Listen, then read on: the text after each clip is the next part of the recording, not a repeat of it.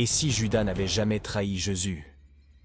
Un vent frais glisse dans les feuilles d'olivier, une torche vacille, des sandales crissent sur le gravier.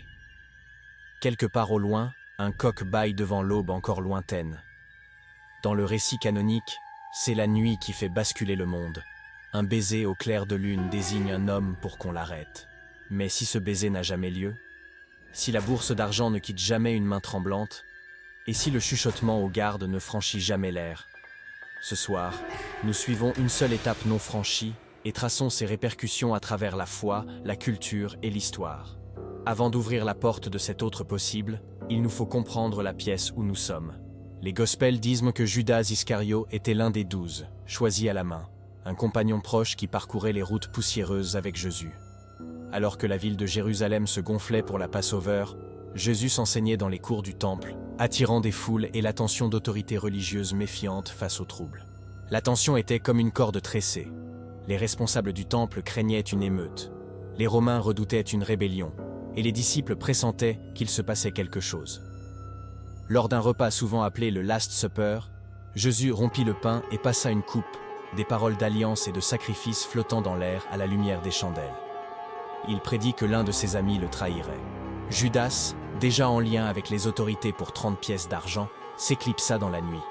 Plus tard, dans le Garden of Gethsemane, où Jésus priait dans l'angoisse et où les disciples luttaient contre le sommeil, Judas arriva en guidant un mélange de gardes du temple et d'hommes armés. Il identifia Jésus en le saluant d'un baiser, un signe intime devenu signal. Jésus fut arrêté, interrogé par les responsables religieux, envoyé au gouverneur romain Pontius Pilate, condamné et crucifié. Les chrétiens croient qu'au 3e jour, il est ressuscité. Quant à Judas, les récits des Gospels parlent de remords, du retour de l'argent et d'une fin tragique. Son nom entrant dans la langue comme synonyme de trahison. Voilà la route familière. Maintenant, le chemin non emprunté. Et si Judas ne conclut pas l'accord? Peut-être qu'il entre dans la cour des grands prêtres puis se détourne, le cœur battant. Peut-être qu'il croise leurs regards et dit « non ». Ou peut-être qu'il prend l'argent et, au dernier moment, refuse de jouer son rôle, avalant les instructions, serrant la bourse si fort qu'elle marque sa paume. Dans notre scénario, il choisit de ne pas trahir cette nuit-là. Regardez la ligne des événements se desserrer puis se retisser. Sans le signal de Judas, les autorités perdent leur guide pour une arrestation discrète. Elles veulent toujours Jésus, mais la ville est volatile. Les rues sont pleines, l'air s'en mêle avec les patrouilles romaines et les chants de fête. Les gardes ne peuvent pas prendre le risque d'arrêter un maître populaire en plein jour. Ils craignent les pierres et les cris. Alors ils attendent, peut-être une nuit de plus, peut-être plusieurs. Jésus, qui ne se cache pas, continue d'enseigner. Il circule entre le Mount of Olives et le temple, parlant en paraboles qui laissent certains rayonnants et d'autres furieux. Le piège qu'ils espéraient refermer sur lui ne se déclenche pas. Combien de temps dure le délai? Des jours, peut-être des semaines. Dans cet espace respirant, de petits décalages deviennent tectoniques. Les disciples, voyant leur ami encore libre, se font plus attentifs. Judas, toujours parmi eux, devient une présence plus discrète, sa tempête intérieure visible seulement dans la manière dont il regarde au loin quand les autres rient. Jésus continue de défier l'autorité de façon mesurée et poétique.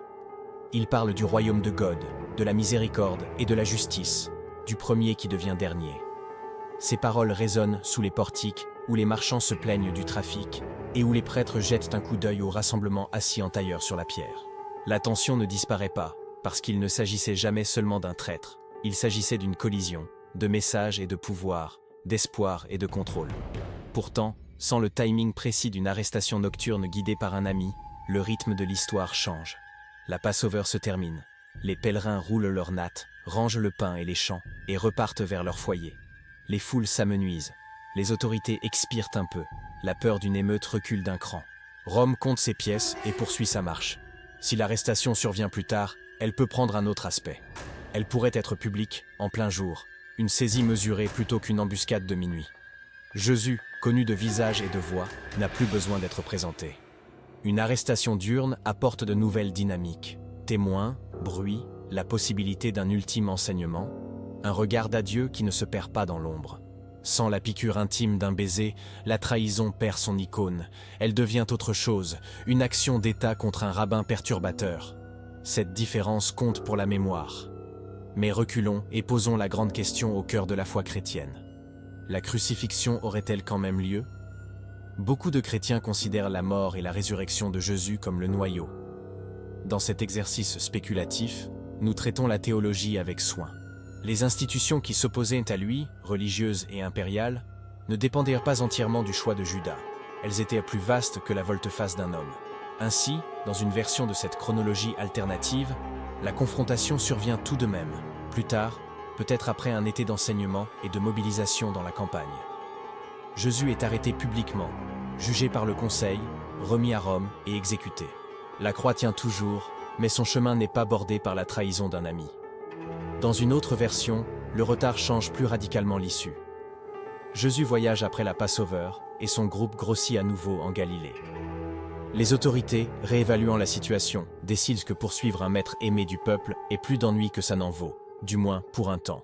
Il devient une pression morale constante plutôt qu'un martyr soudain. L'histoire du salut, dans ce cas, se raconterait à travers des décennies d'enseignement plutôt que des jours de passion. C'est un déplacement énorme, qui transformerait doctrine et liturgie jusqu'à leurs syllabes. Nous ne franchirons pas ici la ligne du manque de respect. Explorons plutôt les ondes sociales et culturelles de chaque branche pour voir comment une nuit sans baiser pourrait se répercuter sur des siècles. D'abord, considérez la signification du nom de Judas. Dans le monde que nous avons hérité, Judas est devenu un résumé pour traître. Les poètes médiévaux l'ont placé près des monstres, et les peintres lui ont donné des yeux ombrés et une bourse tordue. Dans notre ligne alternative, le nom n'est pas un mot poubelle. Il reste simplement Judas, un nom courant, même honorable, signalant une tribu, un peuple, un héritage. Les enfants appelés Judas grandissent, sans le poids d'un sifflement dans les syllabes. La langue met plus de temps à forger un seul mot pour la trahison. Peut-être empruntons-nous à une autre histoire ou à une autre culture pour nommer cette blessure. L'art change avec la langue, et la langue change avec l'art. Sans se baiser dans le jardin, 1000 peintures modifient leurs points focaux. La scène fameuse du Last Supper garde son silence et son mystère, mais le drame qui l'agite se déplace de la trahison vers le tremblement d'un conflit imminent. Les artistes se fixent sur le pain et les mains, sur le visage d'un maître contemplant le prix de son message, plutôt que sur un homme se penchant dans l'ombre. Il y a toujours des tableaux puissants de procès et de crucifixion si ce chemin persiste, mais le vocabulaire visuel de la perfidie perd sa mascotte. Le « Judas Kiss » ne devient jamais une expression. À la place, peut-être qu'un autre symbole s'élève. Un roseau brisé, une pierre tombée, un parchemin déchiré, tout ce qui capte le moment où l'autorité tente de faire taire la vérité. L'Église primitive, se formant comme la rosée du matin aux marges de l'Empire, raconterait ces histoires différemment. Si l'arrestation est retardée et publique, les sermons plus tard consignés dans Actes et les lettres pourraient mettre l'accent sur la confrontation ouverte avec le pouvoir, plutôt que sur une trahison secrète. Les discours de Peter vibreraient toujours d'urgence, mais leur ton pourrait légèrement changer.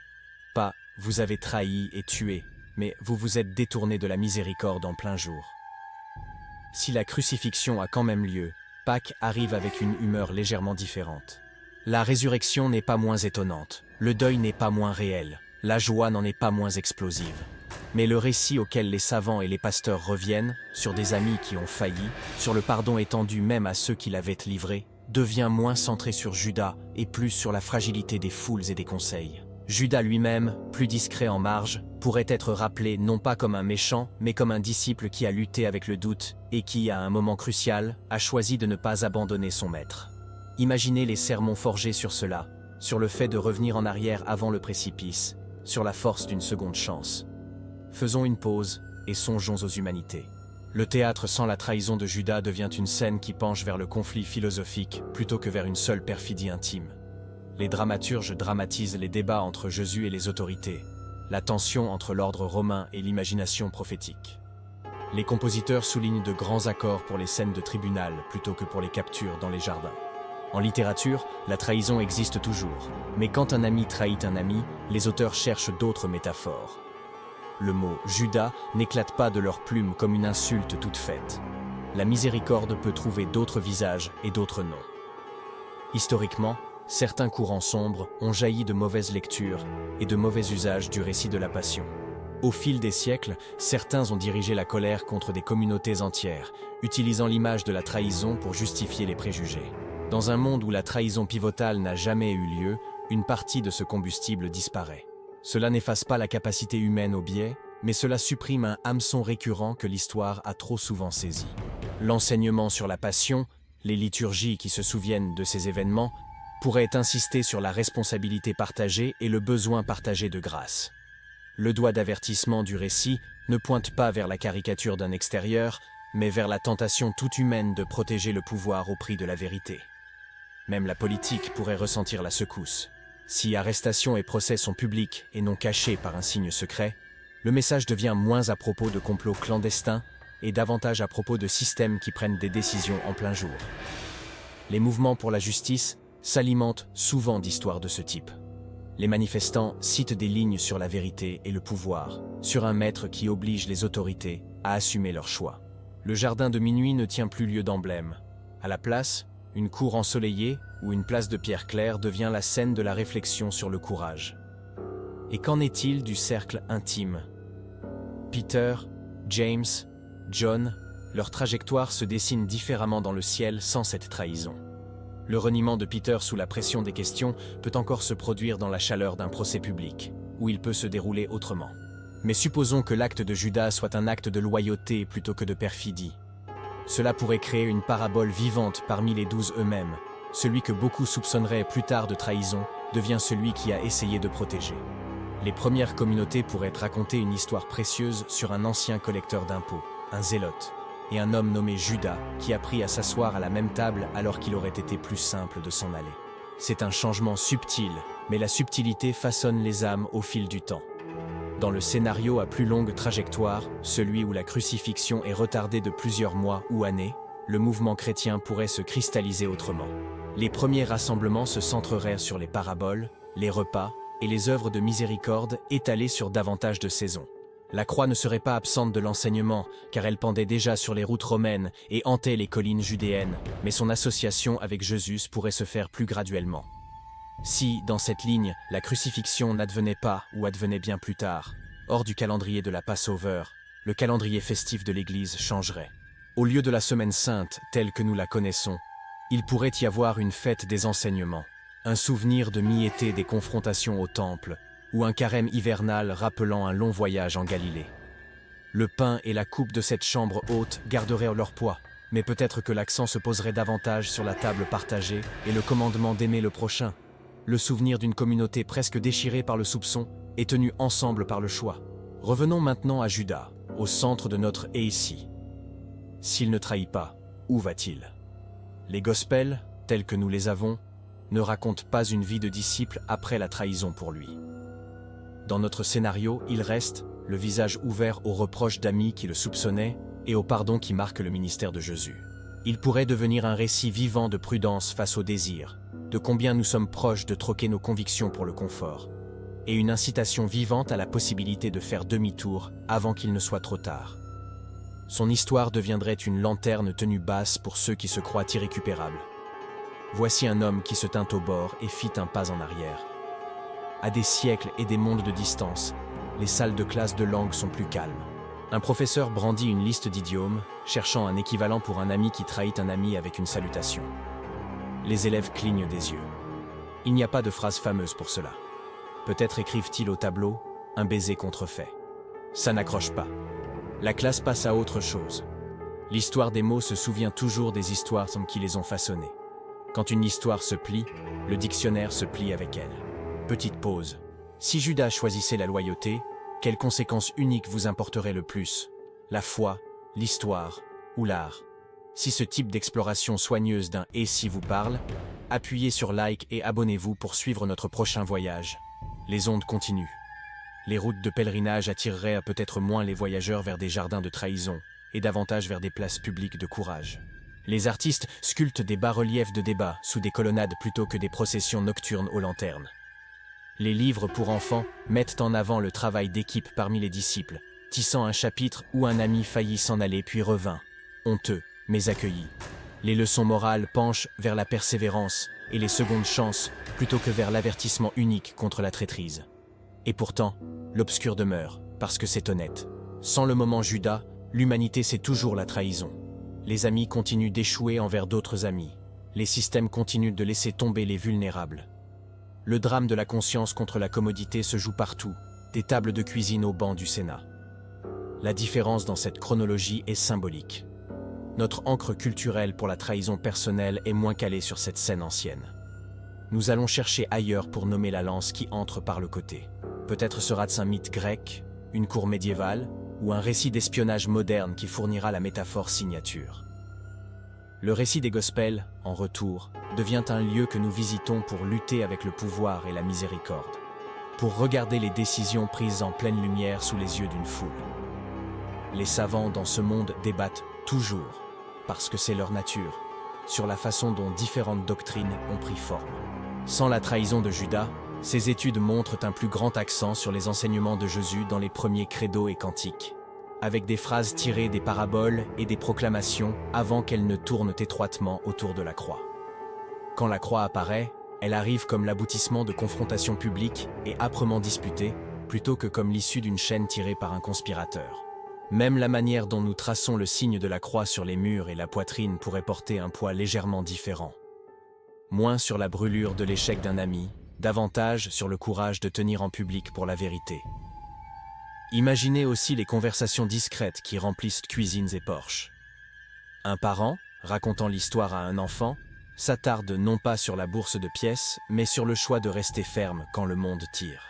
L'enfant entend que des gens, même des amis d'un maître, veulent parfois abandonner ou chercher des raccourcis. Mais ce soir-là, cet ami ne l'a pas fait. Cette histoire du coucher plante une graine. Et dans quelques futures cantines ou bureaux, le fruit apparaît quand quelqu'un dit, doucement, « Je reste loyal. Je me fiche que ce soit plus dur. » Au final, notre Etsy est un miroir tendu non pas à un seul homme dans un bosquet ancien, mais à chacun d'entre nous. Parce qu'au-dessous de la question sur Judas se cache une question sur le temps lui-même. Combien pèsent nos plus petits choix? Un baiser, une pièce, un signe à un garde. Ce sont de petites choses aux ombres énormes. Tournez-en une de l'autre côté, et la nuit se reconfigure. Que la croix tienne encore dans ce monde alternatif, que Pâques trouve une rue différente sur le calendrier, la révolution plus discrète est celle-ci. L'histoire que nous racontons sur l'échec et le pardon, sur la complicité et le courage, devient plus douce, plus stable, peut-être plus clémente. Et cette histoire, dans n'importe quelle chronologie, compte. Nous fermons là où nous avons commencé, sous des feuilles d'olivier qui brillent sous une lune pâle. Les torches n'apparaissent pas sur la colline. L'herbe se souvient de pas qui ne viennent pas. Quelque part dans la ville, une bourse reste fermée dans un tiroir, et un homme dont le nom aurait été un sifflement d'or sans cauchemar pour la première fois depuis des semaines. Le matin est encore en chemin. Quoi qu'il apporte, le monde a une nouvelle chance de décider ce que la loyauté d'un ami peut empêcher, et ce que le courage public doit toujours affronter. Ceci n'est qu'une expérience de pensée, spéculative, non dogmatique, une errance respectueuse à travers la possibilité. Mais parfois, un « et si doux » peut assez attendrir les cœurs pour remarquer les choix que nous tenons maintenant. Dans un jardin, dans un couloir, au bord d'une décision, nous pouvons nous tourner vers la lumière et refuser d'aménager l'obscurité avec un autre symbole trop facile. L'histoire que vous et moi vivons, dans ce monde, avec ses respirations, n'est pas encore fixée. Nous pouvons choisir la nuit non trahie.